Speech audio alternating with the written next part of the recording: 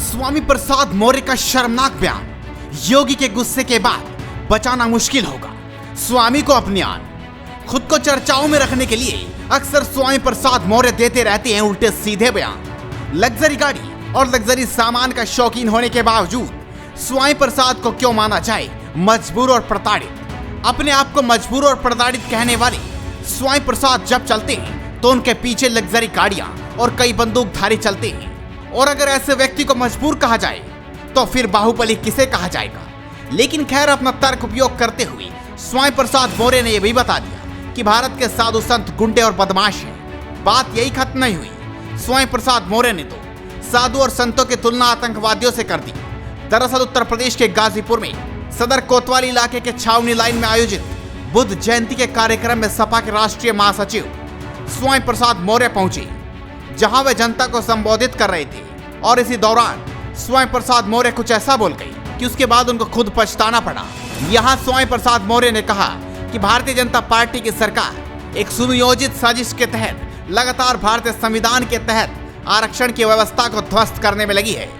उसी का नतीजा है कि आज अनुसूचित जाति, अनुसूचित जनजाति का आरक्षण भाजपा सरकार निरंतर शून्य करती जा रही है। लेकिन अनुसूचित जाति का राग अलापने वाले ये भूल गए कि बीजेपी सरकार में अनुसूचित जाति की महिला को ही देश का सबसे बड़ा पद यानी राष्ट्रपति पद सौंपा गया है।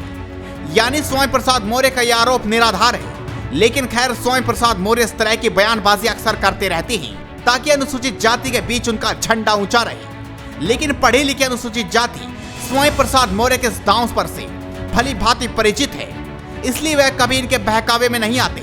इसका उदाहरण ये है कि दलितों की राजनीति करने वाले स्वामी प्रसाद मौर्य अखिलेश के साथ मिलकर यूपी में एक भी सीट मेयर की नहीं जीत पाए। स्वामी प्रसाद मौर्य की विवादित बयानबाजी यहीं नहीं रुकी। स्वामी ने आगे कहा कि धर्म की आड़ में किसी को नीच नहीं कह सकती। धर्म की दुहाई देकर आप किसी को अधर्म नहीं कह सकती। धर्म की दुहाई देकर आप किसी को पढ़ने लिखने से मना नहीं कर सकती। धर्म की दुहाई देकर किसी को प्रताड़ित मारने पीटने के लिए उकसा नहीं सकती। और धर्म की दुहाई देकर आप किसी को अपमान होने के लिए मजबूर नहीं कर सकती। और देखिए, भूचाल आ गया। उन्होंने कहा कि देश में साधु संत के भेष में सारे आतंकवादी बोलने लगे। मैंने केवल नहीं कहा था कि धर्म की आड़ में आप किसी को नीच नहीं कह सकते। धर्म की दुहाई देकर आप किसी को अधम नहीं कह सकते। धर्म की दुहाई देकर आप किसी को पढ़ने लिखने से मना नहीं कर सकते। धर्म की दुहाई देकर किसी को प्रताड़ित करने, मारने और पीटने के लिए उकसा नहीं सकते। धर्म की दुहाई देकर आप किसी को अपमान होने के लिए मजबूर नहीं कर सकते। देख रहा हूं और काफला भूचाल आ गया। जितने साधु संत के भेष में सारे आतंकवादी बोलने लगे। कोई कहा स्वामी प्रसाद मौर्य का हम सिर काट देंगे। किसी ने कहा तलवार लहराते हुए कि मैं ये 5 लाख की तलवार खरीद के लाया हूं, जिससे कि मैं स्वामी प्रसाद मौर्य की हत्या इस तलवार से कर दूं। खैर, स्वामी प्रसाद का यह बयान एक बौखलाई रणनीति का हिस्सा है। ऐसा इसलिए क्योंकि अपने आप को प्रताड़ित और मजबूर कहने वाला स्वामी प्रसाद खुद के पास पूरा का पूरा लश्कर रखता है। इसमें बंदूकधारी से लेकर लंबे चौड़े पहलवान होते हैं और साथ में बड़ी बड़ी गाड़ियां भी। अगर ऐसे इंसान को मजबूर और प्रताड़ित कहा जाता है तो फिर रसूखदार इंसान किसे कहा जाता है? यह बात समझ से परे है। स्वामी प्रसाद मौर्य यहीं नहीं रुके।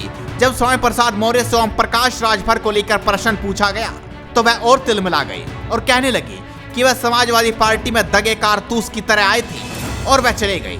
अब उनको दगी कारतूस दिखाई कहां पड़ रही है? अब तो भाजपा में दिखाई पड़ेगी।